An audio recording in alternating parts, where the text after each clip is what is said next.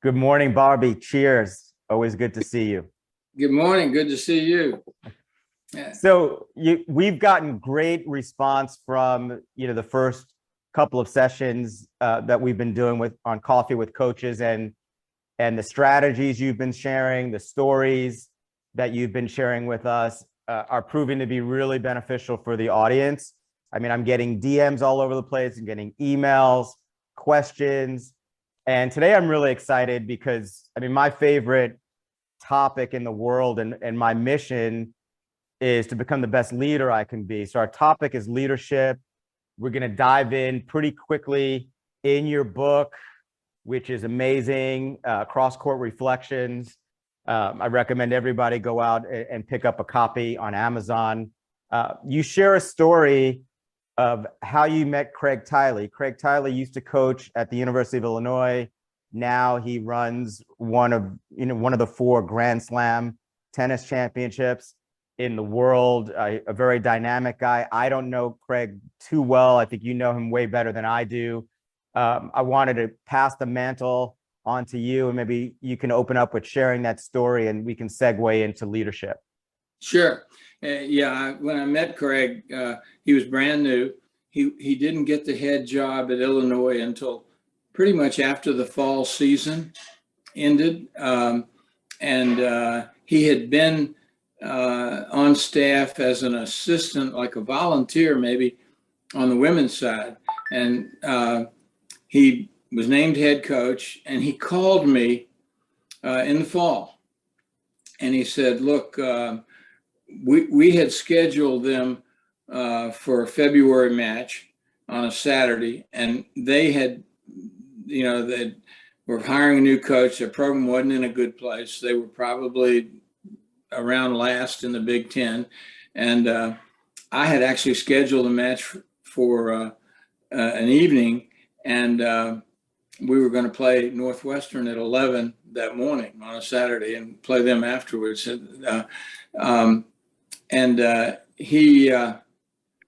He asked me if he could if I had some time during that weekend, that he could come over and pick my brain and ask me a bunch of questions. And I said, sure. And we did it. And it didn't take long to realize this guy was organized, knew what he was doing, knew what he wanted.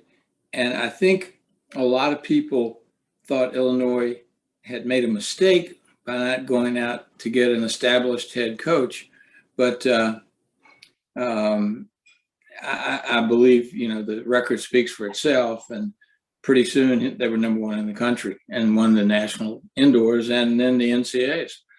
So fast forward years later, after I retired, my former doubles partner at the University of Richmond and I decided we wanted to go to the Australian Open. I contacted Craig, and he really took care of me. I mean, got me a great place to stay, great tickets, everything. I was able to catch up with him then and talk to him at the Open. And we still are in touch by email. Yeah, I've heard nothing but great things about Craig, and I had an opportunity to meet him, I think, at a conference right after he took, maybe it was the first year he was at Illinois, through Greg Patton. I think Greg made the introduction, and Craig was just off to the races from day one, and probably, as he was well prepared. His success was probably inextricably linked, so to speak, to the work he had done before he actually took the job at Illinois. Right. It's interesting through your story on Craig. Look, he number 1, he was organized. 2, he was knowledgeable. 3, he was a visionary. He knew what he wanted. And like yourself, he was generous. When you talk about, you heading over to Australia, and those 4 qualities alone, I mean, if you're committed to, building those into your life as winning habits, they'll take you pretty far. I know that you're all about the details, and you knew that our topic was going to be leadership today, and you've put together a list of, the core ingredients you believe it takes to be a great leader, and things that you focused on a day-to-day basis. So maybe you can take a few moments and share that list with us? Sure, I'll just run through them and feel free if I don't make sense, and you can interrupt me at any time. Number one of the things I did later in my career, it didn't start until after I was at Notre Dame for a while, but I used to submit a questionnaire twice a year to the team. And in it, it looked like a ballot for a big election. And I had each player's name listed alphabetically. And beside each name, there was a space where every player should put where they thought that person was on the team, number 1, number 12, whatever, in singles, and the same thing in doubles. And then there was a space where they could write and should write a constructive comment. And I said constructive only. I didn't want them to say, hey, you're a jerk or something like that. I wanted them to say, you need to be more diplomatic. At any rate, and then there was a space where they could say whatever they wanted about me or my assistant. And then finally a space for the team. It was anonymous, and they were to turn them into me, and I wouldn't know who had submitted what. It's one of the ways I got the pulse of the team. And some of the responses I really didn't want to read because they might have been critical of me. But when I looked at it, I'd much rather know that that's going on than not know. And it gave me a chance to respond to it. So that's one of the things I did. You've got to know your team or your whatever it is you're in charge of. And that's one of the ways that I learned over time. Secondly, who's your leader? I always had elections for team captain. I never appointed a team captain. I figured if I appointed someone, he didn't have the authority within the team that he would have had he been elected. Now, they didn't always elect the person I wanted. And so the way I handled that was, rather than speak to that choice, I simply didn't maybe trust that person with giving him the same responsibility I'd given the previous year's captain, and with regard to sensitivity or other things. And so I used him as I felt it was appropriate, but without anyone knowing that I was denigrating him in any way. Third thing I tried to do was ask a question every day of every player, and it had to have something to do with anything not involving tennis: family, school, their major, their plans after graduation, internships, anything, health.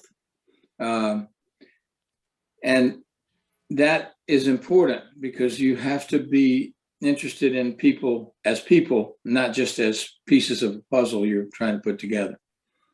I also assigned roommates for when we came in we used to come in early in January and practice for a week, twice a day, and stay in a real nearby hotel. And I would move them around occasionally. I wanted to control some of the associations so that they got to know each other. Number 5, try to remember what you were like as a player. You weren't perfect. And before you undress somebody, remember you might have made the same mistake. Number 6, save profanity or temper for special occasions. I think I mentioned that before. But number 8, and I learned this at the Naval Academy. It's one of the things, I was very fortunate to begin my career there. It's a terrific place. And it's praise in public, criticize in private. Number 9, be aware of the media. Use it to your advantage. At Notre Dame, I used to use a little bit of my budget to once in a while take one of the reporters that covered our team for the local school newspaper on a trip. And we'd get better coverage all of a sudden. So, and I would give them a t-shirt or something like that. Single out players or staff who deserve attention, something special they've done. Make sure people get credit for what they're doing behind the scenes. Number 10, remember, whether fair or not, that players do look up to you and may even later emulate your behavior and actions. So make sure you behave appropriately.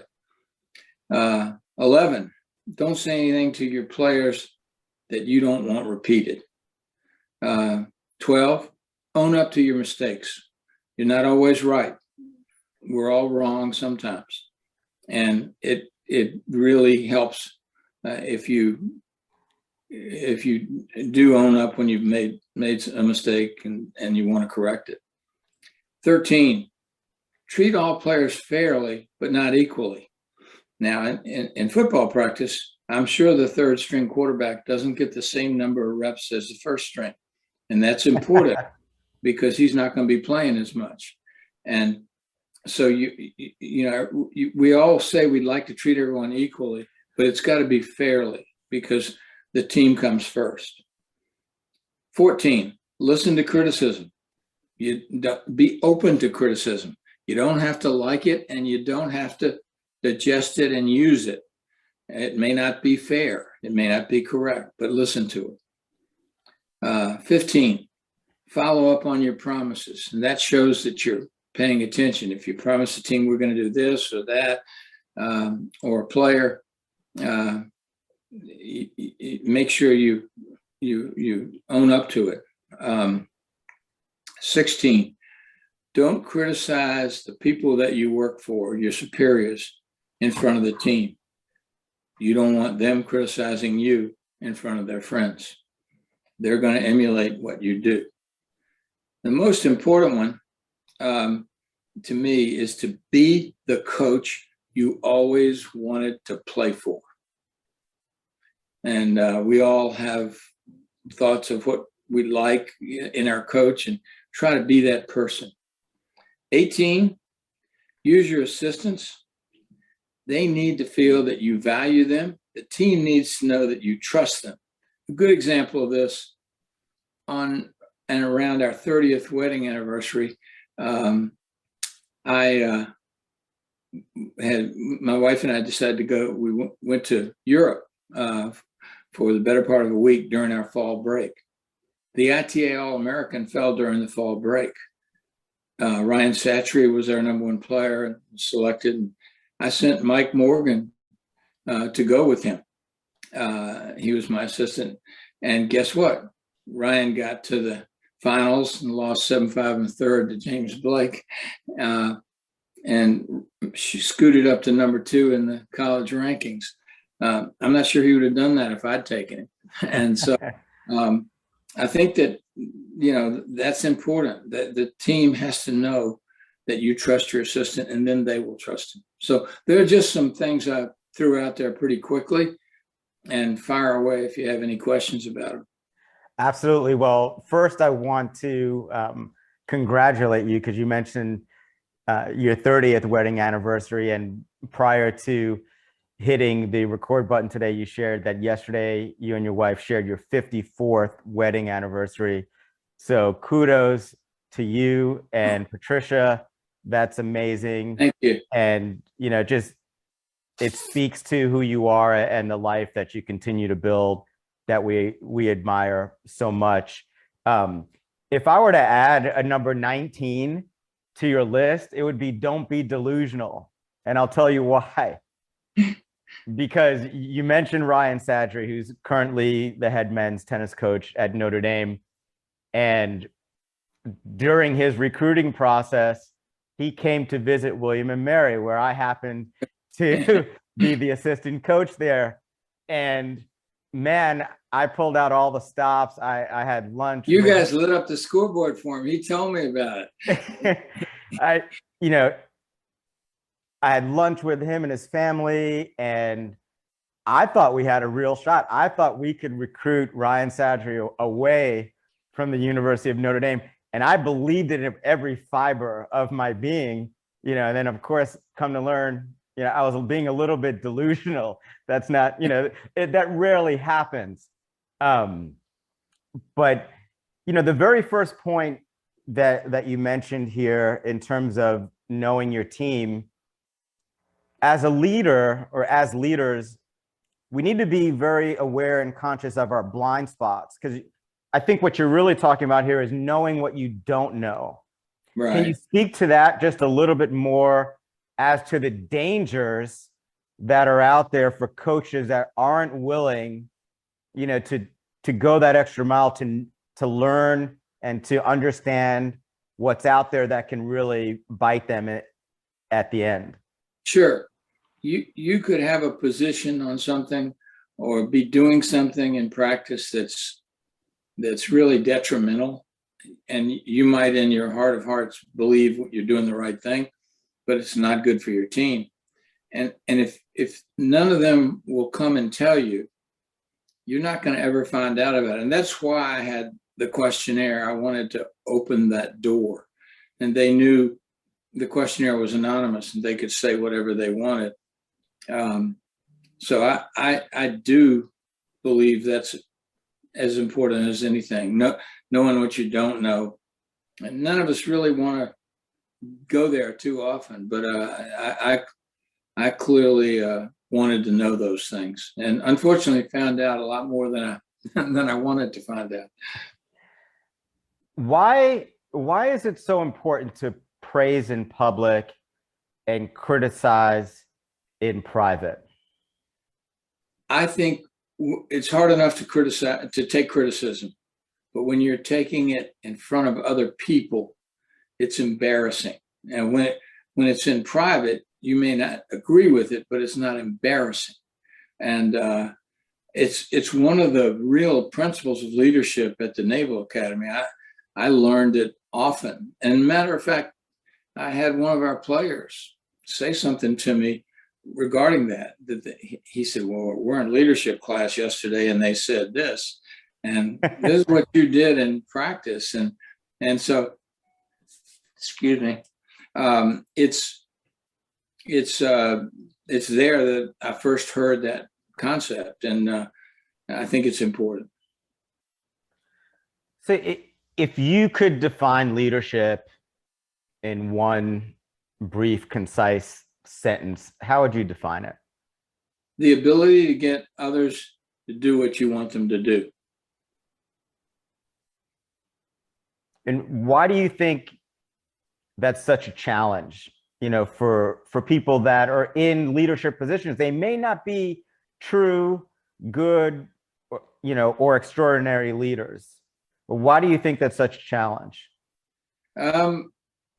One, as you said, they may not be good at it. And two, what you do may not be the right thing to do, and you may need to find that out. Sometimes I can't imagine being a military leader and having to throw people into harm's way, knowing that a lot of them aren't going to come back, how hard that would be, but it has to be done.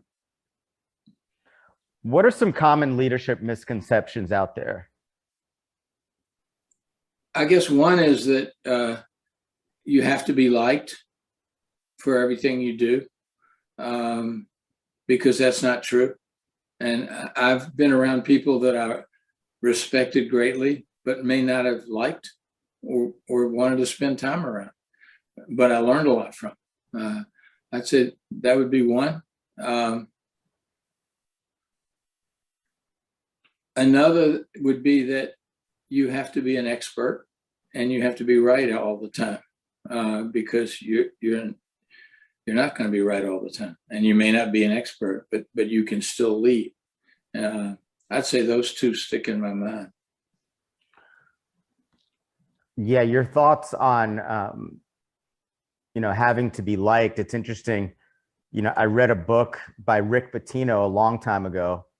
Probably within my first 5 to 10 years of coaching college tennis. And one of the things he mentioned that I never forgot was, don't pay attention to the messenger.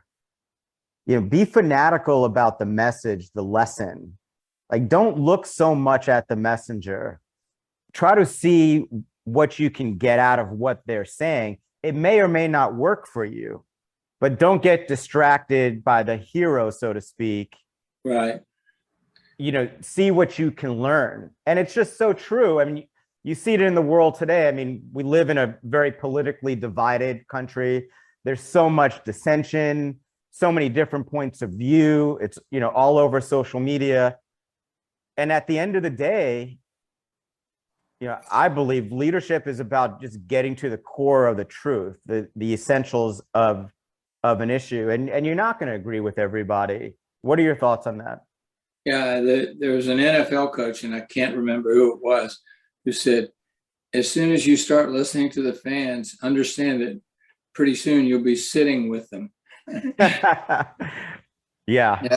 I agree. Wholeheartedly. Yeah.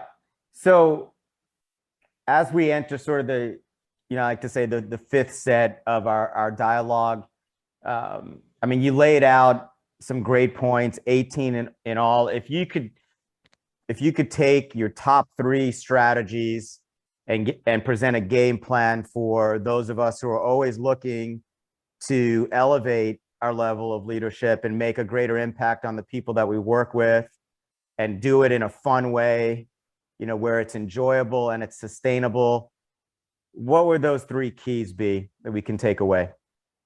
I would think number 1 is I happen to use that questionnaire to learn the pulse of the team, but number 1 is to be knowledgeable about what it is you're leading, what the team, how they feel, what their thoughts are, and so forth. Number 2, probably admit your mistakes would be the second one, and own up to when you don't do something right and you'd like to correct it. And finally, I would say be the coach you always wanted to play for. And for me, that changed as I began coaching. I realized that I probably was wrong in what I wanted to like my coach. I wanted to be able to tell jokes with him all the time, that kind of thing. And I certainly could do that with an awful lot of players, but there were times I had to be the person that they didn't want me to be. How did your leadership approach and style change over the course of your career? I think I mentioned this to you once before. When I first started coaching, number 1, I was at the Naval Academy. I was very aware of my age. I was 24. Probably at that point, might have been the youngest coach in the country, of a Division I team at least. And I knew I had to make sure there was a wall between me and the players. Now, there probably already was at the academy, but I probably took it too far. I think I didn't allow myself to enjoy them enough, and worried too much about everything I did and how it would be perceived. And by my 3rd or 4th year, when that group had graduated and a new group had come in, I found myself doing things differently and having a whole lot more fun. So yeah. I think that that was important to learn. It speaks to, the quote that you mentioned around listening to the fans, right? Because I know when I was just starting out, to be a player's coach, there was this stigma around being a player's coach.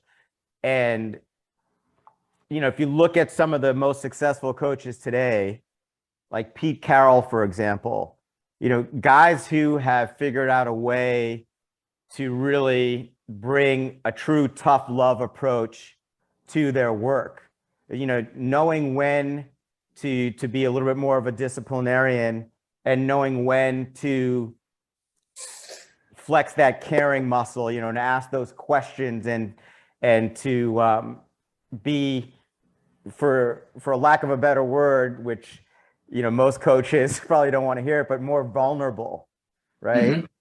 So, yeah, I mean, I think all of these tips are fantastic. I think it would be really cool to maybe share some resources with our audience post this call. I'd love it if we could maybe share your questionnaire and just adopt it so in a more general format.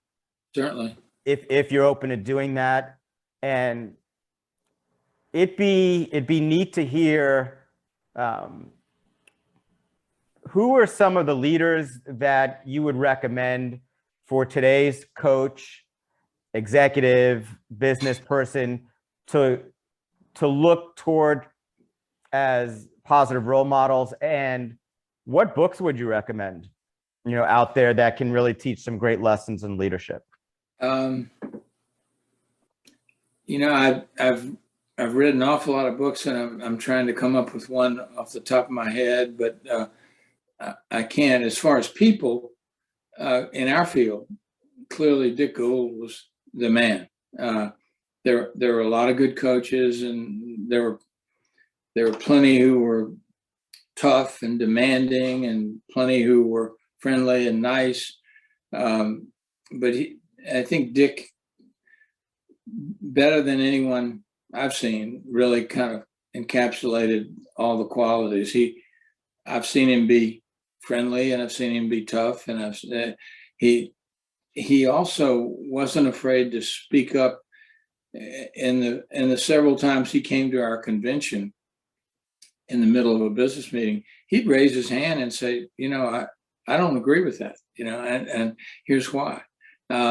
And I really respected him for that, but I really did try to watch him and learn from him. So I don't know if that answered it. As far as the leadership traits in the book, so many of the books I read from the beginning, early days of coaching, I realized you needed to take pieces of, but not digest the whole thing. I found out pretty early I wasn't Vince Lombardi, I wasn't John Wooden, and I wasn't Bobby Knight, and I didn't want to act like those people. And likewise, I wasn't their buddy that they double dated with on Saturday night. And I got there. I remember one of Wooden's books was They Call Me Coach, and I got a lot out of that. Jerry Kramer wrote a couple books about Lombardi that were good, and I got a lot out of that, out of those two. And I continue to, Jim Lair probably today, if I had to name a person to follow in terms of what they've written and what they've done, Jim Lair would be a great guy to follow. I had the good fortune of speaking with Jim yesterday for the podcast, and he's as impressive as ever. And he's got a new book coming out called Wise Decisions. As I listen to you, Coach, in this conversation on leadership, I think there's one word that stands out for me, and that's courage. The courage to ask questions, right? The courage to own up to your mistakes.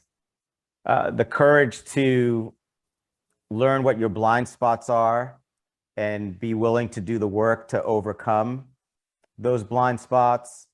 I feel like courage is sort of the theme, and you set the tone, you set the example for this. But I think for me, if there's one leadership trait that I'd love for our audience to take away with this, it's that commitment to courage, that commitment to being bold, that commitment to not listening to the fans.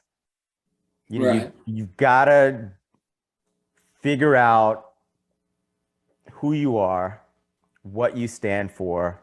It goes back to the quote that we've shared in previous calls. If you don't stand for something, you'll fall for anything.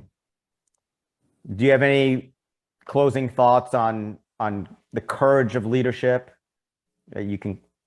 I think each of us has to dig really hard deep down inside to make sure we're trying to do the right thing. That's it. And then once you know that it's the right thing, it doesn't take as much courage because the roadmap's there and you just got to follow it. Bobby, thanks so much. It's always a pleasure, and I can't wait to do it again. Thank you, René. I appreciate it.